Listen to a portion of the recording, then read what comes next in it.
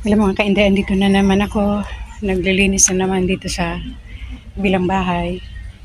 Tuloy pa rin tayo at hindi pa rin ako, kasi nagsisolo pa rin ako eh. So, hindi pa rin ako makakuha ng ibang tao dito para makapag-linis-linis. Gusto ko, ako talaga ang maglilinis para at least alam ko kung ano ang pwedeng sunugin or ano ang hindi na pwedeng sunugin. At saka yung mga plastic, may ibang mga plastic na malalaki na kailangan ko talaga siyang i-keep lang or ilagay lang sa mga sako-sako. At yung mga maliliit na mga plastic, yun na lang ang sinusunog ko kasi sa sobrang dami talaga ng mga basura, hindi ko na talaga kaya. At kung makikita nyo po dito, kung makikita nyo po doon, so marami pa rin mga basura doon sa may yan, sa kabilang kanya, marami pa rin mga basura na hindi pa nagawa-gawa, natapos-tapos. So 2 weeks from now ay ipapatrabaho ko na yan.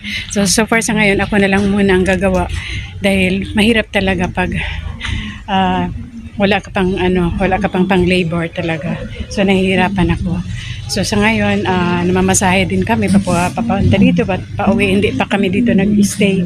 Kahit hindi pa kami nakatulog dito kahit isang beses kasi kailangan naming umuwi sa bahay.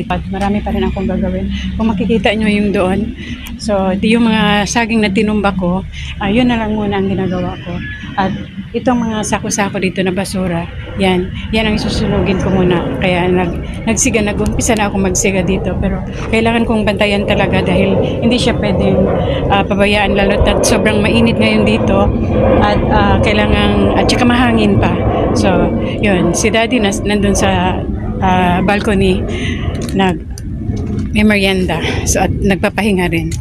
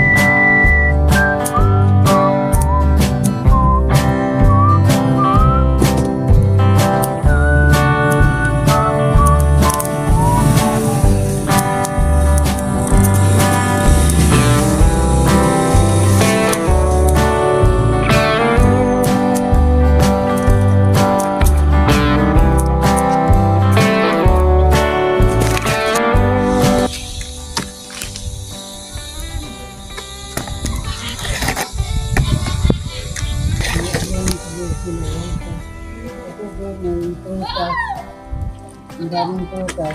Inakyat nila. Yung dyan yun sa masling mo. Sa, may, parang may tambis.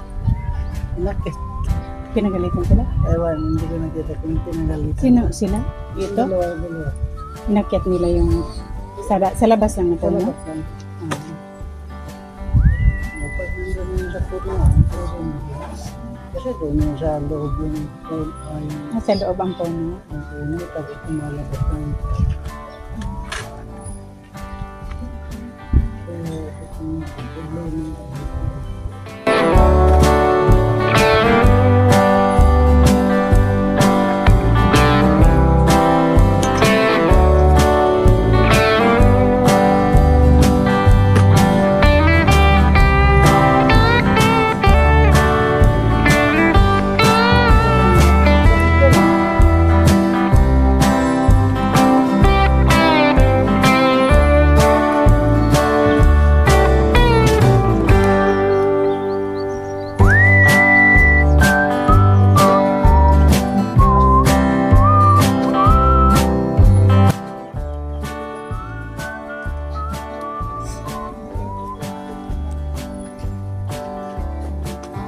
Yan. Yan mga kainday. Nandun si Daddy. Yan.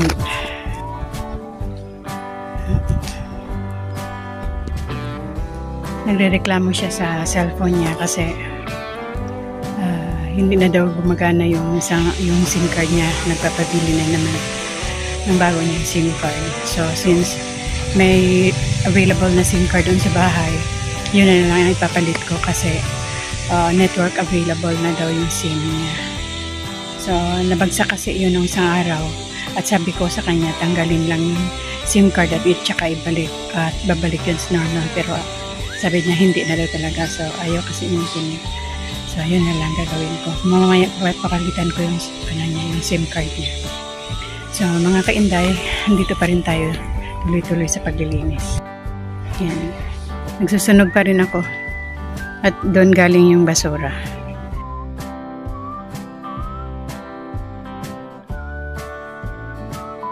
Pauwi na rin kami. A few minutes. Kumukuha siya ng panggatong. Hi, Daddy! Yan, nagpapagwapo si Daddy.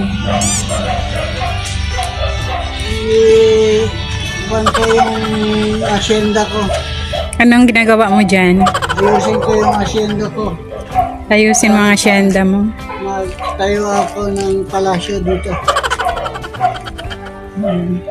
Meron na akong nakausap na pagkatapos ko sa mga basura, so tatabas ng mga damo-damo sa surroundings ang ipapatrabaho ko.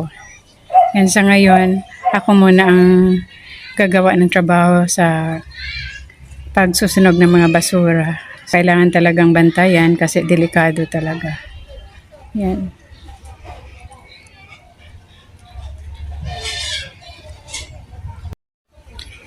So dito medyo malinis na at doon malinis na siya.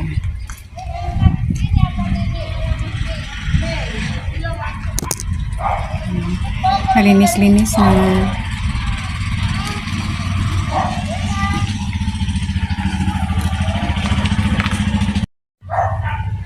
So yan mga kainday, talagang masaya kami ni Daddy na nandito kami. Kung pwede nga lang araw-araw kaming pupunta dito para maglinis at para maging aliwalas na yung kapaligiran dito. Pero hindi pala madali. Sa dami ng mga basura na iniwan nila, kailangan talagang linisin. At ako lang yung nagtatrabaho dito. Si Daddy nga hindi siya pwedeng magtrabaho dahil hindi siya pwedeng magpagod. Tagabantay lang siya sa akin sa mga ginagawa ko. Pag nahihilo ko, agad siya ang nagre-rescue sa akin. So, ganoon mga kainday. Mga 6 o'clock, paalis na kami. Uwi na kami ng bahay kasi yung dalaga ko, uwi na rin galing trabaho. So, maraming salamat sa pagsama sa akin dito sa lumang bahay namin. Bye!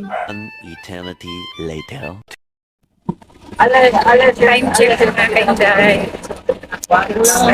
Sa mga ramos na sa mundo nyo kasi. So ngayon lang kami nakauwi. Dali, hinintay ko pang Ano may ito? Ano huli na na ulo? yung apoy ng Oo, basura. okay. Pandem, delikado ka talaga.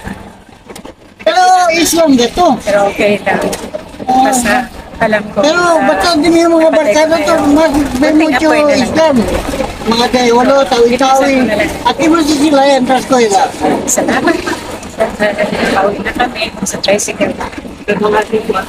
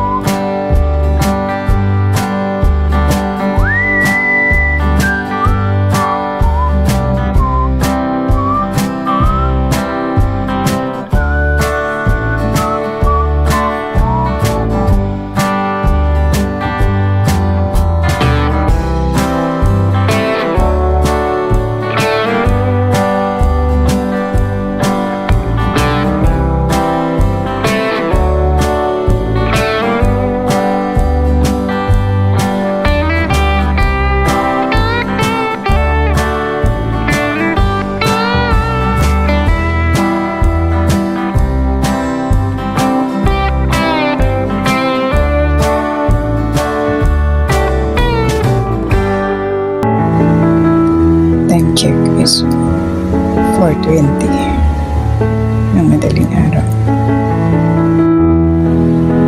Monitor ko yung BP ni Daddy.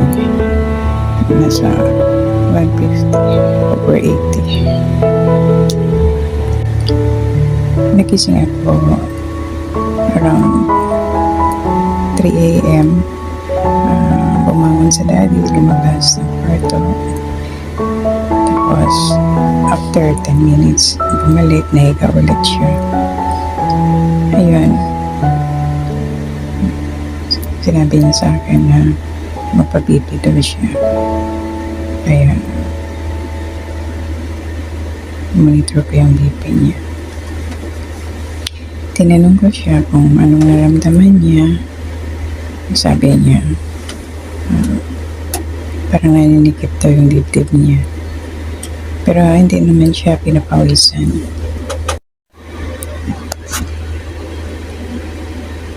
Lumabas si Daddy. Sundan natin.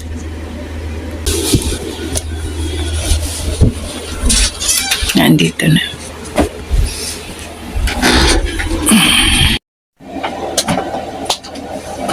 Nag-toothbrush ka na?